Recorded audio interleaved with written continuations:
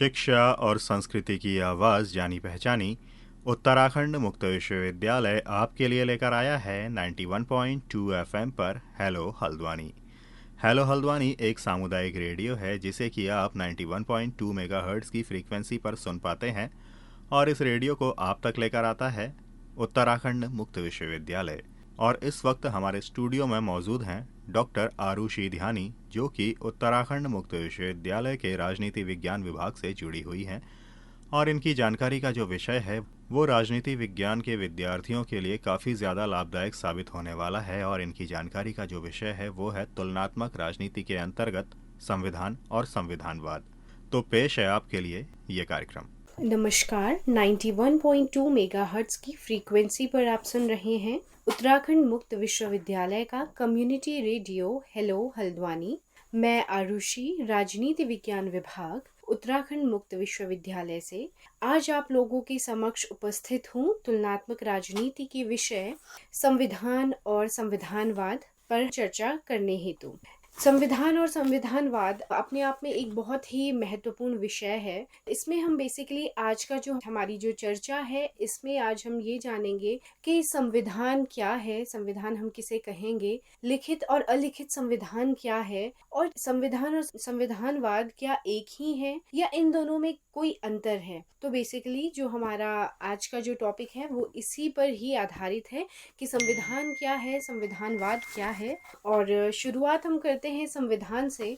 संविधान आमतौर पर सभी लोग इसे तब जानते ही हैं कि संविधान किसे कहा जाता है, लेकिन अगर हम एक भाषा में इसे सामान्य भाषा में समझेंगे और अगर हमें राजनीति विज्ञान अपनी भाषा को ध्यान में रखते हुए इसके अर्थ को समझना है तो कुछ इस तरह से समझेंगे। प्रत्येक राज्य के लिए एक संविधान का होना आवश्यक है और हर एक राज्य में लगभग संविधान होता है। संविधान के बिना किसी भी राज्य का शासन चलना बहुत ही कठिन है, अत्यंत कठिन होता है। इसलिए इतिहास के अध्ययन के आधार पर यह कहा जा सकता है कि प्रत्येक राज्य में शासन को चलाने के लिए कुछ ना कुछ नियम हमेशा ही रहते हैं और वो किसी ना किसी रूप में होते हैं। ये भी कहा जा सकता है कि जो कुछ लोकतांत्रिक, ऐसा सिर्फ ऐसा नहीं है कि लोकतांत्रिक जो देश है वहीं पर जो है संविधान होगा, बल्कि जहाँ पर अधिनायकवादी सरकारें हैं वहां पर भी उस राज्य को चलाने के लिए भी कुछ नियमों की आवश्यकता तो होती है। तो उन्हीं जो नियमों को स्वीकारा जाता है जो राज्य की राजनीतिक संस्थाओं व शासकों की भूमिका को निर्धारित और सुनिश्चित कर अराजकता से समाज को मुक्त कर सके। यहाँ तक कि अत्यंत निरंकुश और स्वेच्छाचारी राज्यों में भी कुछ नियमों का पाया जाना बहुत आवश्यक है। सरकारें चाहे निरंकुश हो अथवा लोकतंत्रात्मक, उनके संचालन के लिए कुछ न कुछ सिद्धांतों अथवा नियमों का होना सदैव ही सहायक रहा है। तो इसमें मतलब यही है कि कोई भी राज्य है, चाहे राज्य की जो व्यवस्था चाहे वो लोकतांत्रिक हो, चाहे वो अधिनायकवादी हो, निरंकुश हो, स्वेच्छाचारी हो, हर राज्य को चलाने के लिए कुछ ना कुछ नियम होते हैं।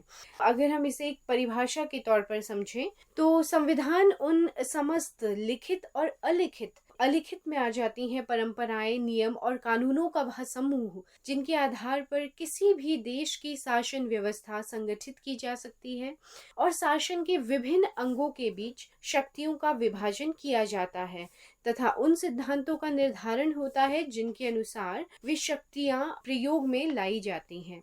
अगर हम इसे और संक्षेप में समझें तो इस तरह से समझा जा सकता है कि संविधान नियमों का वह संग्रह है जो उन उद्देश्यों की प्राप्ति करता है जिनके लिए शासन शक्ति प्रवर्तित की जाती है और जो शासन के उन विविध अंगों की सृष्टि करता है जिनके माध्यम से सरकार अपनी शक्ति का प्रयोग करती है। तो ये होता है हमारा संविधान। इसको जो है संविधान कहा जाता है। तो इसमें जो है लिखित अलिखित दोनों ही तरह के संविधान शामिल होते हैं। और अब अगर हम जैसे संवैधानिक सरकारों की भी बात की जाती है, बहुत बार ये बात हमारे सामने आती है कि जो कॉन्स्टिट्यूशनल गवर्नमेंट होती हैं इनका क्या मतलब होता है। तो कॉन्स्टिट्यूशनल जो गवर्नमेंट है इस तरह से समझा जा सकता है कि जो संविधान की व्यवस्थाओं के अनुसार संगठित, सीमित और नियंत्रित हो तथा व्यक्ति विशेष की इच्छाओं के स्थान पर केवल विधि के अनुरूप ही संचालित होती हो, इस तरह की सरकारों को संवैधानिक सरकार कहा जाएगा। क्या हिटलर और स्टालिन की सरकार को संवैधानिक सरकार कहा जा सकता है? तो इसका जो जवाब है वो कुछ इस तरह से है कि हिटलर और स्टालिन के समय में जर्मनी और रूस में संविधान तो थे, क्योंकि संविधान किस रूप में थे, क्योंकि देश को चलाने के लिए कुछ ना कुछ तो नियम होते ही हैं, पर संवैधानिक सरकारें भी थी, ऐसा नहीं कहा जा सकता। इनमें राजनीतिक आचरण का आधार संविधान नहीं होकर व्यक्ति या दल की महत्वाकांक्षाएं ही कही जा सकती हैं। वहां पर मतलब कि जो सुप्रीमेसी कही जाएगी, या मतलब संविधान के हिसाब से वहां पर पूरा राज्य चल रहा है, जिनके पास सत्ता है वो संविधान का पालन कर रहे हैं। लेकिन खास तौर पर जब हम ये हिटलर और स्टालिन के शासन व्यवस्था की बात कर रहे हैं, तो उसमें कोई एक खास व्यक्ति और दल की ही महत्वाकांक्षाएं कही जा सकती हैं। उन्हीं की महत्वाकांक्षाओं को ध्यान में रखकर इस तरह की व्यवस्था को बनाया जाता है। तो किसी भी राज्य में सिर्फ और सिर्फ संविधान का होना मात्र सरकार को संवैधानिक नहीं बनाता है। किसी देश में अगर संविधान है तो ऐसा जरूरी नहीं है कि उस देश की सरकार को हम संवैधानिक सरकार ही कहेंगे। अब हम आते हैं संविधानवाद पर। जनरली ये जो कॉन्सेप्ट है ये बहुत ज़्यादा कंफ्यूज करता है। जब हम अपने पॉलिटिकल साइंस को समझने के इनिशियल फेज में होते हैं तो हम दोनों ही शब्दों को समान ही अर्थ ले लेते हैं, दोनों शब्दों का, लेकिन इन दोनों में ही अंतर है। इन दोनों का जो बेसिक अंतर है उसको आज हम समझेंगे। और अभी तक हमने संविधान को समझा कि संविधान क्या होता है, संवैधानिक सरकारें क्या होती हैं, और अब हम जानेंगे संविधानवाद क्या है। संविधानवाद उन विचारों और सिद्धांतों की ओर संकेत करता है जो उस संविधान का विवरण और समर्थन करते हैं जिनके माध्यम से राजनीतिक शक्ति पर प्रभावशाली नियंत्रण स्थापित किया जा सके। तो बेसिकली जो संविधानवाद है, अगर हम इसे साधारण भाषा में समझना चाहें तो इस तरह से समझा जा सकता है कि संविधानवाद का जो संबंध है वो ये है कि जो भी हमारी राजनीतिक सत्ता है, राजनीतिक शक्ति जिनके भी पास है, उन पर जो है नियंत्रण जो है वो इसके माध्यम से होता है। जो उस तरह के संविधान को समर्थन करता है जो कि राजनीतिक शक्ति पर प्रभावशाली नियंत्रण रखता है। यह संविधान पर आधारित विचारधारा है जिसका मूल अर्थ यही है कि शासन संविधान में लिखित नियमों और विधियों के अनुसार ही संचालित हो व उस पर प्रभावशाली नियंत्रण स्थापित रहे, जिससे वे मूल्य व राजनीतिक आदर्श सुरक्षित रहें जिनके लिए समाज राज्य के बंधन स्वीकार करता है। परंतु इसका यह अर्थ बिल्कुल भी नहीं है कि संविधान के नियमों के अनुसार शासन संचालन मात्र ही संविधानवाद है। यदि हम निरंकुश शासन की बात करते हैं तो निरंकुश शासन के विपरीत नियमानुकूल शासन, जिसमें मनुष्य की आधारभूत मान्यताओं, आस्थाओं और मूल्यों के व्यवहार में उपलब्धि संभव हो, इससे यह निष्कर्ष निकलता है कि जो संविधानवाद है वो शासन की वह पद्धति है जिसमें शासन जनता की आस्थाओं, मूल्यों और आदर्शों को परिलक्षित करने के लिए संविधान के नियम और सिद्धांतों के आधार पर ही किया जाए। वह ऐसे संविधान के माध्यम से ही शासकों को प्रतिबंधित व सीमित रखा जाए जिससे राजनीतिक व्यवस्था की मूल आस्थाएं सुरक्षित रहें और व्यवहार में हर व्यक्ति को उपलब्ध हो सके। यदि हमें इसे संक्षेप में समझना है तो कुछ इस तरह से समझा जा सकता है। संविधानवाद उस निष्ठा का नाम है जो मनुष्य संविधान में निहित शक्ति में रखते हैं जिससे सरकार व्यवस्थित बनी रहती है, अर्थात वह निष्ठा और आस्था की शक्ति जिसमें सुसंगठित राजनीतिक सत्ता नियंत्रित रहती है, इसी को जो है संविधानवाद कहा जाता है। और संविधानवाद का मतलब अगर हमें समझना है तो इसी तरह से समझा जा सकता है कि ऐसा संविधान, और ये भी नहीं कहा जाएगा कि जिन देशों में जो भी निरंकुश और अधिनायकवादी जो देश हैं वहाँ पर यदि संविधान है और तो वहाँ पर संविधानवाद भी होगा, तो ऐसा भी नहीं है। संविधानवाद भी जो है कुछ खास जो है मूल्यों पर ही चलता है। मतलब कि संविधानवाद में जनरली उन्हीं संविधानों को फॉलो किया जाता है जो कि जो है राजनीतिक शक्ति पर एक तरह से नियंत्रण रखते हैं। और अगर हम संविधान और संविधानवाद के बीच अंतर को समझना चाहें तो उनके जो अंतर है वो बहुत अलग अलग, जैसे उनकी विचारधारा के आधार पर अंतर है, उनकी उत्पत्ति की दृष्टि के आधार पर अंतर है। तो विभिन्न आधारों को ध्यान में रखते हुए दोनों के मध्य जो है अंतर को बताया गया है। और जैसे अगर हम परिभाषा की दृष्टि से अंतर को समझने की कोशिश करें तो संविधानवाद अपने आप में, क्योंकि वो वाद है तो वो एक विचारधारा का प्रतीक है। इसमें राष्ट्र के मूल्य, विश्वास और राजनीतिक आदर्श आते हैं जिनसे मिलकर विचारधारा बनती है, और उस विचारधारा का प्रतीक ही संविधानवाद कहलाता है। और जो संविधान होता है वो एक संगठन का प्रतीक है। यह उन सिद्धांतों का संकलन करता है जिनके अनुसार सरकार की शक्ति व शासित के अधिकारी के मध्य संबंधों का समायोजन किया जा सकता है। इससे सरकार, व्यक्ति व समाज के संगठनों के आपसी संबंधों का बोध होता है।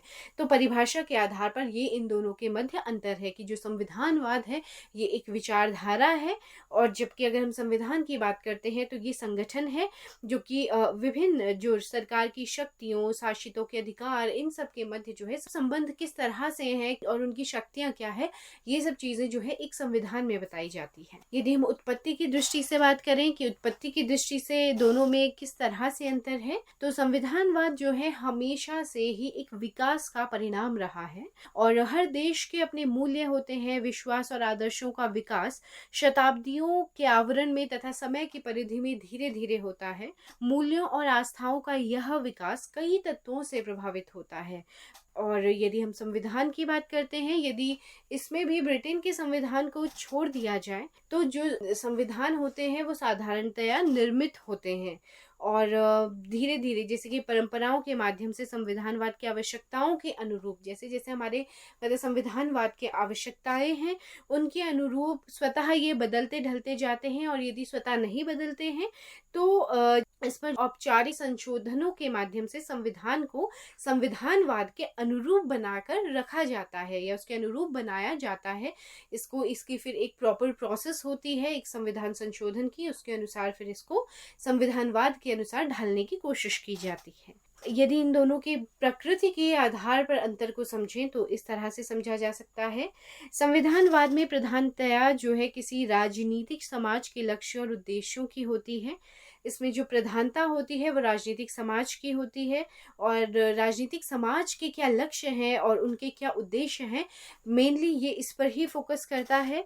और हर समाज एक गंतव्य की प्राप्ति का लक्ष्य रखता है, और गंतव्यों की प्राप्ति की व्यवस्था ही संविधानवाद का मूल होता है। जबकि जो संविधान है वो मुख्यतः उन गंतव्यों तक पहुंचने के साधनों की व्यवस्था है कि हम कैसे अपने लक्ष्य तक पहुंचे, वो हमें उन साधनों से इंट्रोड्यूस करवाता है। क्योंकि हमारे संविधान में ऐसे विभिन्न व्यवस्थाएं दी गई हैं, विभिन्न व्यवस्थाएं संविधान में दी जाती हैं कि कोई भी राज्य है वहां पर जो डिफरेंट इंस्टीट्यूशंस है वो किस तरह से काम करेंगे, क्या करेंगे, और जो संविधानवाद है वो अपने एक लक्ष्य के साथ चल रहा होता है। तो ये है इन दोनों के बीच अंतर। और अगर हम इनकी वैधता के आधार पर अंतर को समझेंगे तो इस तरह से समझा जाएगा कि संविधानवाद में आदर्शों के औचित्य का जो प्रतिमान मुख्यतः विचारधारा के आधार पर है, जबकि संविधान की वैधता जो है वो विधि और कानून के आधार पर ठहराई जाती है। तो आज का जो हमारा ये लेक्चर रहा है ये खास तौर पर संविधान और संविधानवाद को समझा हमने, संवैधानिक सरकारों को समझा, संविधान, संवैधानिक सरकारें और संविधानवाद में क्या अंतर है, इसको हमने आज के लेक्चर के माध्यम से समझा है। धन्यवाद।